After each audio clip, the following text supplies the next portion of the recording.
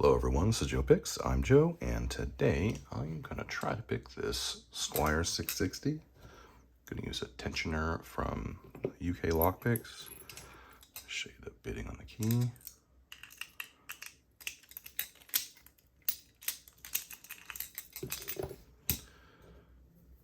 Going to try out this homemade pick wire. It's a very unusual sounding vehicle.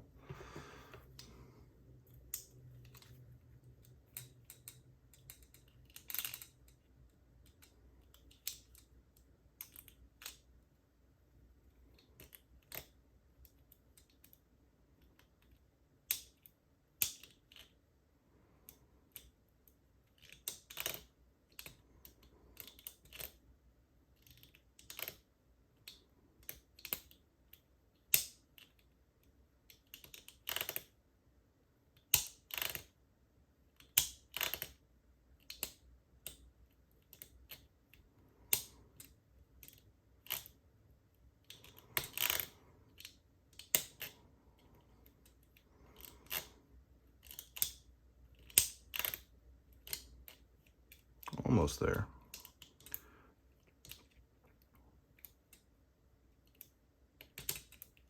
And there's the last one.